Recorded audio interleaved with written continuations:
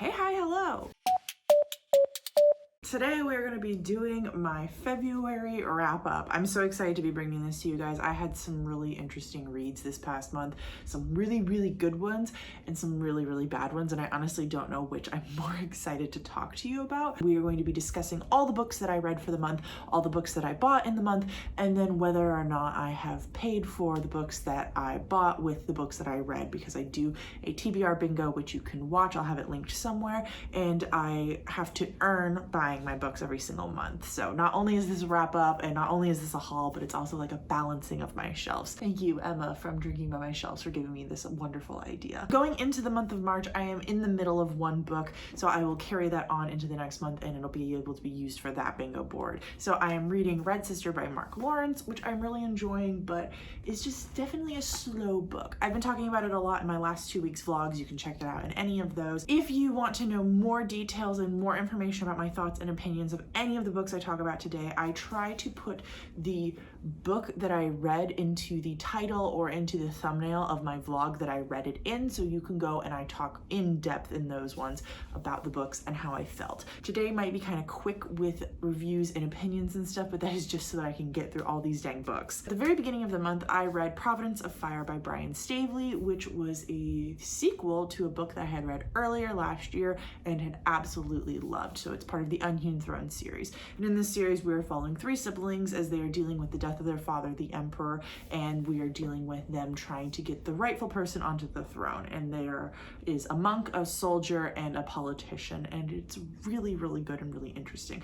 This is a dark adult fantasy series. It has lots of trigger warnings and has lots of things you should know about before going into it. I'm not going to go into all of those here. I believe you can find a lot of them online. It would just take way too long to go into depth about every single one of them, but I really loved this book, and it was a 5-star read. Brian Stavely has this issue where when he starts out books, he kind of has this slow beginning and you have to give them a little bit. So I listened to it and it probably took me 3 to 5 hours before I was actually into the book, which is a long time, but I knew going into it that I would enjoy it myself because that's how it was with the first one. And normally I'm a huge DNFer, so I'm not sure why I've continued with these books, but I have, and I've been really happy that I'm doing it. Then I started, oh, I left it over there. Do I want to get up to go get it? Editing Amanda will thank me. Then I started and DNF'd Hall of Smoke by H.M. Long. So I have a whole entire video on this one, and since it's a DNF, I'm not going to go into it here, but this is an adult fantasy series about a girl who can scream and kill her enemies, but let me tell you, the magic is really not that prevalent into the story. It is Viking inspired. Have fun with that, but also know that it is a really slowly written book. Go watch that video if you want to know more. Next, I picked up and read The Missing of Claire de Lune, which is the sequel to A Winter's Promise. This month I read a few sequels, I think. And oh my god, I loved A Winter's Promise. It was a 5 out of 5 star. I read it in January, I think it was, and it was so freaking fantastic, and I instantly bought this one and the third one, and the third one I'm going to be reading next month. Yeah, it was just really good. So in the first book, we're following this girl named Ophelia, and she has the ability to touch objects and read them, and she can also travel through mirrors, which is so freaking cool. Like, just stop and think about that for a second. And Ophelia is sent off on this arranged marriage to this man at the North Pole, and the people who live there and the climate where she is being sent to is just a cruel and ruthless place.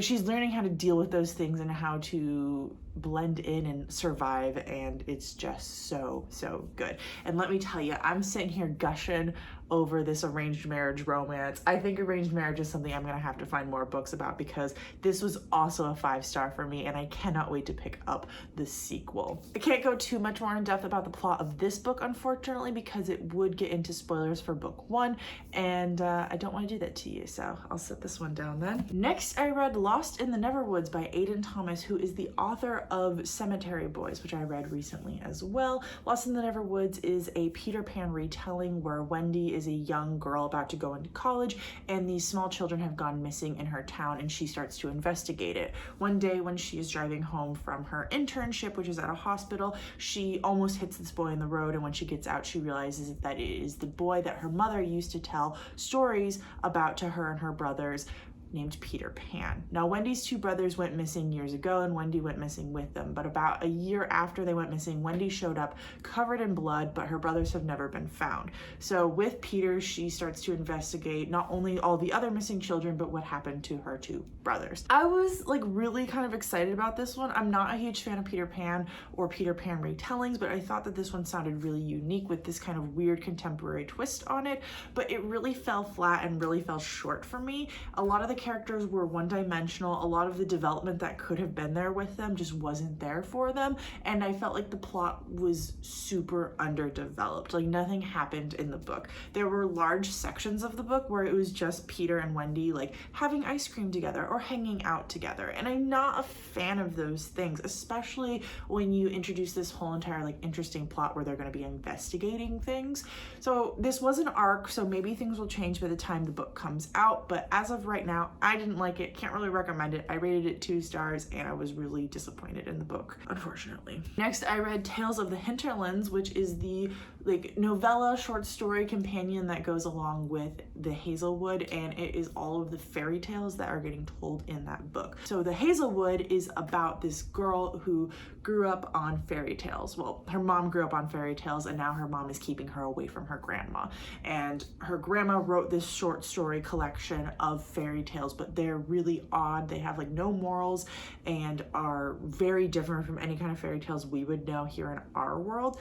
And this book is that collection of fairy tales, and oh, it was so good. It was so dark, and I listened to the audiobook, although I really want to pick up the physical one because apparently there are illustrations in it, and I'd love to look through it and see what the illustrations look like and have it with my other, I have like 2 or 3 short story collections because I don't usually like them, but when I do, I really like them, and this one was part of that. So I ended up rating it 4.5 stars. If you liked the Hazelwood, I recommend checking this out. If you read the Hazelwood and you thought that the fairy tales were the best part, but you didn't like the rest of the book, read this, because that's kind of how I was, where I really liked the fairy tales in the Hazelwood, but I thought the rest of it was just kind of mediocre, and I'm so glad I picked this one up because it was so unique. Next, I picked up and then DNF'd Legendborn by Tracy Dion, and unfortunately, I just couldn't get into this one. I'm noticing a pattern which I should have noticed before this book, but this book really helped open my eyes, that I don't like contemporary fantasy YA books. And there have been a few that I've tolerated, but I don't think there's ever been one that I've rated higher than a 4-star. And honestly, I don't think there's one I've really rated higher than a 3.5 star. Maybe there is, you know, I can't remember every single book I've ever read, but this was just not the book for me. I think it had a lot of good stuff in it, and I think that a lot of people will enjoy it, have enjoyed it. A lot of people on Goodreads are loving it. A lot of people on BookTube are absolutely loving it, but I just couldn't get into it. So it's kind of like this high school, college, this girl is in high school, but she goes to this college program, and she starts to find out about this like Arthurian legend, Knights of the Round Table, saving people from monsters. But I think for me, it focused too much on the contemporary side and not enough on the magic side, at least where I got to. I think I was only like 10-15% into the book, honestly, so I could have given it more of a shot, but I wasn't enjoying it, and I'm trying to be fair to myself and DNF books when I'm not enjoying them. Oh, I left another book over here. Next, I read The Traitor Queen, which is the sequel to The Bridge Kingdom, which I read for a Secret TBR video and then loved so much that I moved on to the sequel. That Secret TBR video will actually be coming out next Friday, so get excited, stay tuned, and subscribe if you want to like be notified right away when it comes out, because I am so excited about that video. I will not be talking more about either of these books in this video, but I will talk about both of them in that one, so I will just let you know that I rated The Traitor Queen 4.5 stars, and you'll have to come back next week if you want to watch more of it. Next, I picked up A Gathering of Shadows, which was a reread for me. Cool, I actually got the title correct this time, and the first time I read it, I rated it 4.75 stars, and the second time I rated it 4.5 stars, so not too big of a difference. This is the sequel to A Darker Shade of Magic by V.E. Schwab, and in A Darker Shade of Magic, we are following 2 main characters, Kel, who has a magical coat and travels between the Londons. There are 4 of them. There's Black London, which has been destroyed, Grey London, which has no magic, White London, which is collapsing, and Red London, which is flourishing. And Kel is originally from Red London. Now, he meets Lila Bard in Grey London, and she is our other character that we're following, and she has this dream of owning her own ship, being a pirate, going out there and being a badass, right? So I'm rereading this whole entire series this year, and I actually finished it up with A Conjuring of Light later in the month. I'll just talk about it right now. I mean, why the hell not? So this I originally rated 4.75 out of 5 stars, but the second time, so this time when I read it, I rated it 4 out of 5 stars. I really liked Holland's story in this one, but I felt like the issue I was having with this book was it was so much bigger than the first two, that all of this character development and world building happened in this book, but it felt I felt unaffected by it because it was so quick for me to learn about these characters, and then they're kind of being brushed aside by the plot because we have to have a plot so we can finish up this story. And I wish that I could have had some of this huge ass character development happen in books 1 and 2 so that it could have been more balanced. But I did really enjoy it. Like I said, I absolutely love Holland and what we got to learn about him in this book. I think one of my biggest issues, and I talk about this way more in depth in the video where I talk about A Conjuring of Light, is that Lila Bard just irks me. She really has this personality of I'm not like other girls and I'm special, and you know what, we are special. Every single human being out there is special, but Lila Bard just did it in a way that made me want to punch her in the face. 4 stars. 4.5 stars. Next, I read Daughters of NRI by Rennie K. Amayo. I should have looked up her name before this. She's a very nice woman, by the way. Anyways, so we are following 2 twin girls who have been separated at birth, and they are descendants of goddess. They are goddesses. I'm trying to figure out how to talk about this book without spoiling anything. We're following both of them separately. One of them is growing up in a palace where she is pampered and taken care of, but she does have an enemy that seems to be taking advantage of her, and she's trying to political intrigue her way out of it. And then the other one, we are following her whole entire home is destroyed by soldiers, and she is on the run, and she is trying to get justice for them while also saving other towns from being destroyed by the army. I actually really enjoyed this. I read this for my book club. I ended up rating it 3.5 stars. I think that I would continue on with the sequel. It was a really unique plot, I have to say, more than anything else. I wasn't necessarily hooked by most of the characters. Like any multiple POV work, there's going to be one side that you're more into than the other side, but what really got me was just the uniqueness of the plot. It wasn't like a story I've ever heard before. I felt like it took some turns and it took some paths that I wasn't expecting or used to, and I really enjoyed that. I did read it and listen to the audiobook, and I can say the audiobook was actually quite enjoyable, so if you can pick it up, I recommend reading it that way because the narrator just had a very soothing voice and it was like peaceful. I think I put it on one night and I listened to like 4 hours of it because I was just sitting on my phone playing a game, listening to the audiobook, and then all of a sudden it was like way later. And when I say 4 hours, I mean on 2 times speed, so really it was like 2 hours for me, right? I'm not gonna go more in depth about this right now because my book club actually, as of the time of this video coming out, has not discussed it, and I don't want to spoil it for any of them, but we will be discussing it shortly. Next, I read Crown of Midnight by Sarah J. Maas, which was a reread as well, and the first time I read it, I rated it 4 stars, and the second time I read it, I rated it 4 stars, which was really odd for me.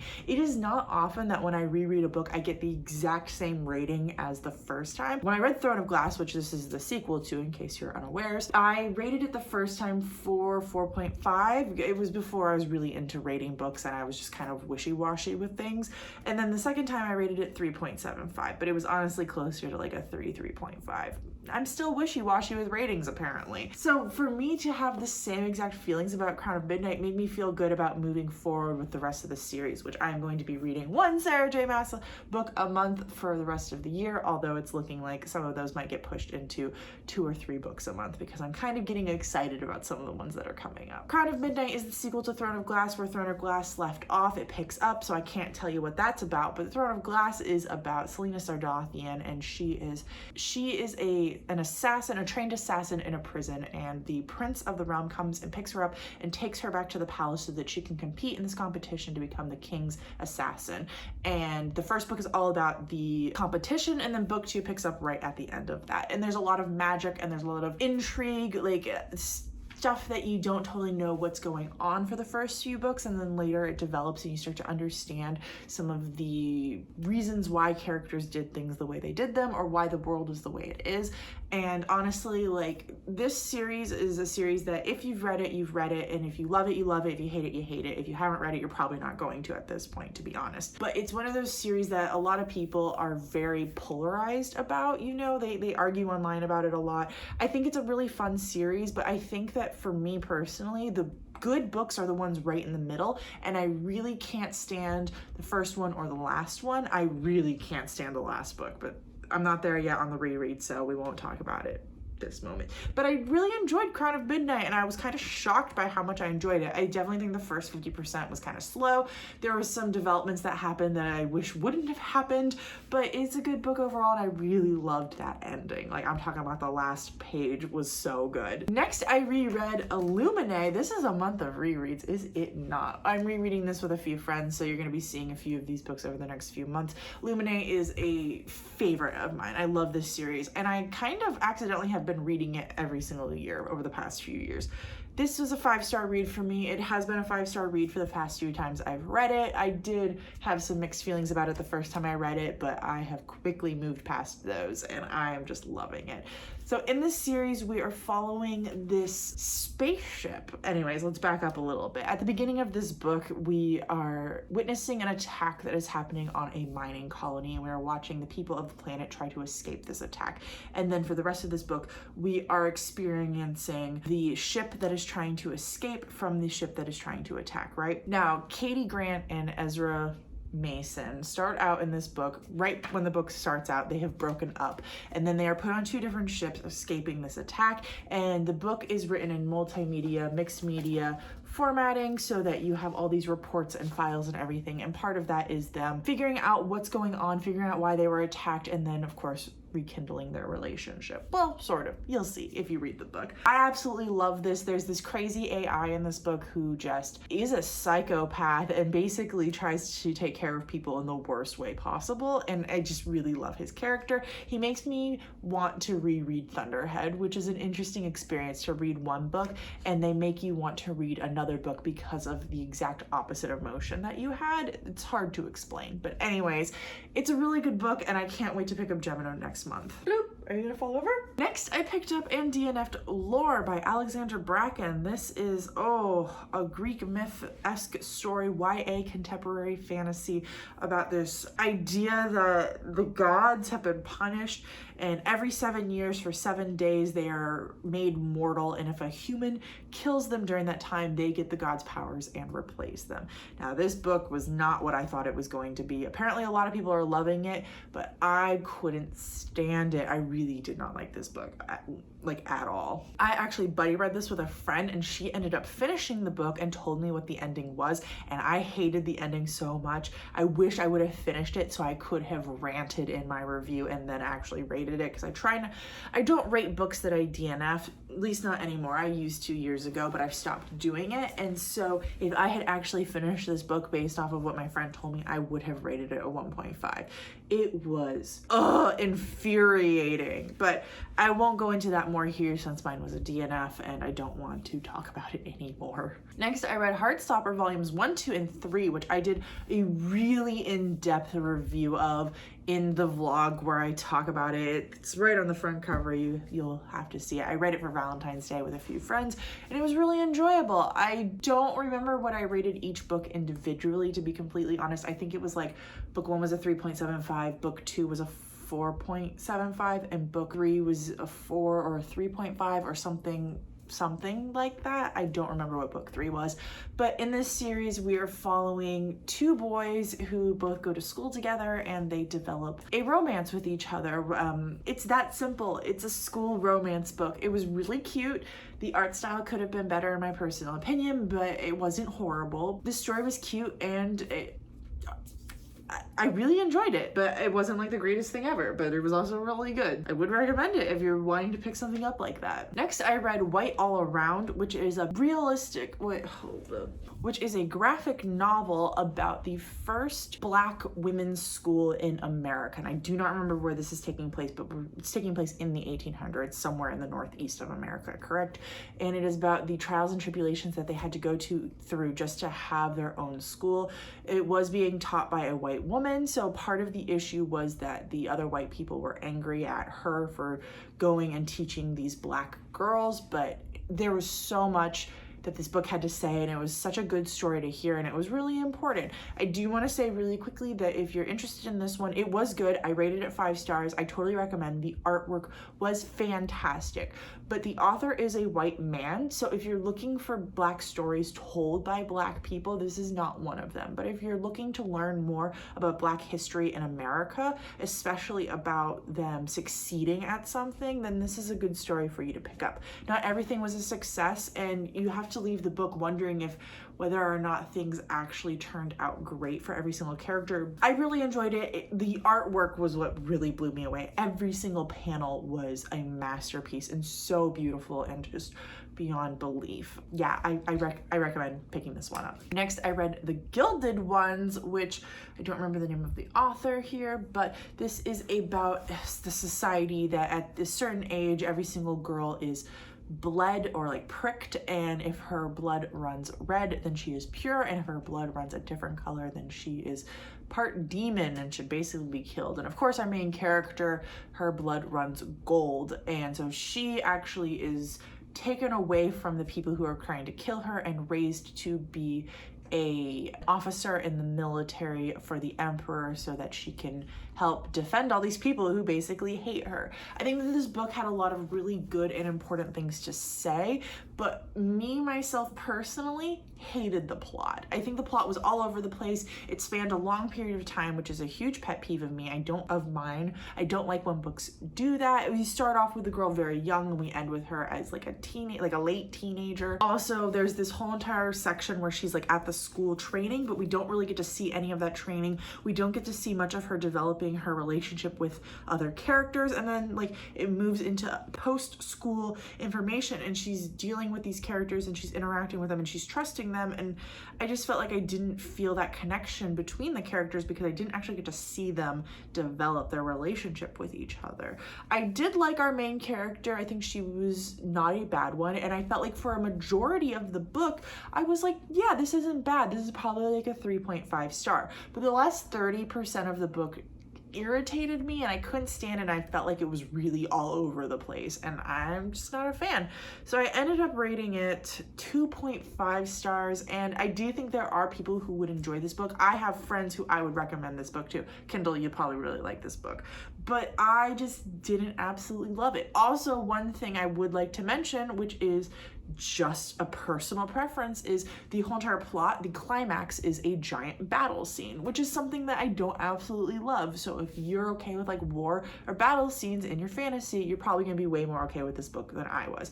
Honestly, I think that the 2.5 for this book in particular was personal preference rating versus like how well the book was written rating. But 2.5, I personally believe, isn't horrible. For me, a 2.5 means I didn't absolutely hate it. There were parts of it that I hated. There were parts of it that were like awful, but there were also parts of it that intrigued me. Take that as you will and move forward with your thoughts and say what you want to. Say what you need to say. I then read 2 books for secret TBR videos that I will not be talking about in this video because I will be talking about them when those videos come up. One of them is the one for next week, and one of them will be actually, unfortunately, like about a month from now, but you'll see it soon enough.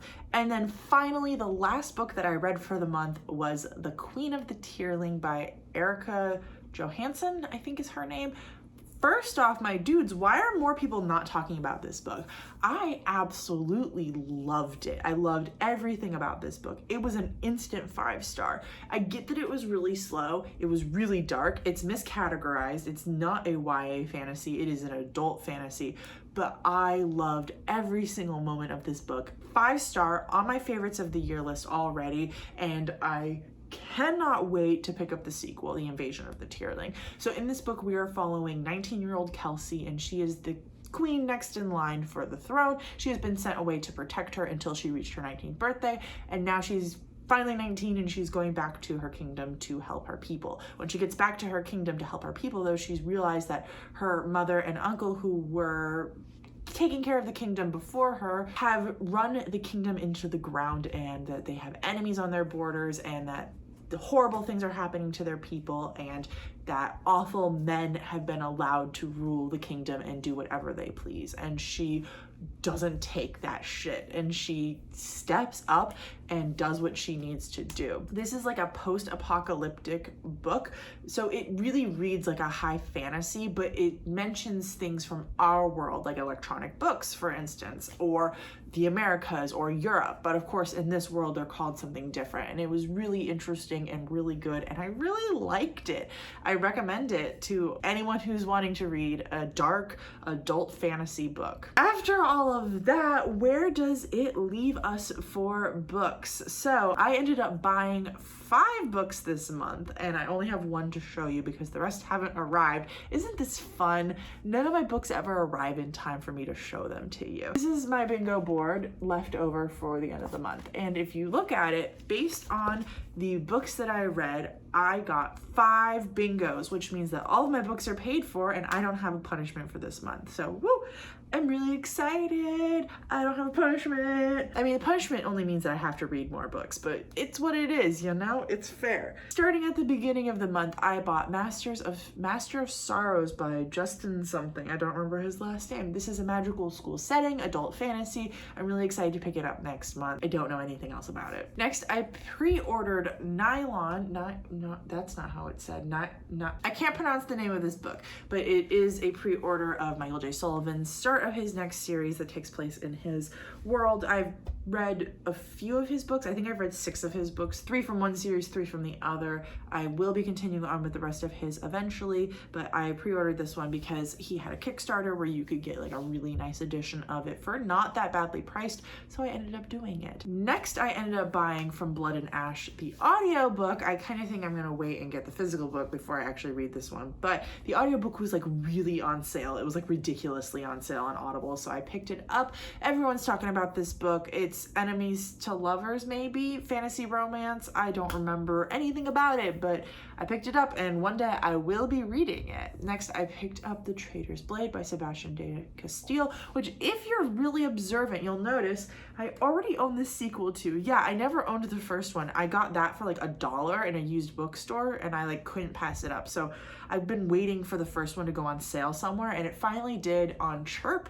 And yeah, I got it, and I can't wait to start that one either. And then the final book that I bought for the month, we're gonna have to do some moving to show you. I did it, folks. I wasn't gonna do it. I wasn't gonna do it yet, but I am going to be reading all of ACOTAR and this one and Crescent City. And I'm basically reading all of Sarah J. Maas this entire year, so I was gonna wait to buy this one until it was time, but I had a spare bingo at the end of the month right when I finished up Queen of the Tierling, and so I figured instead of using it for something else that I don't know whether or not I'm going to actually have time to read it this year, why not buy something that I know I need to buy so that I can read it this year? And oh my God, it's bigger than I thought it was.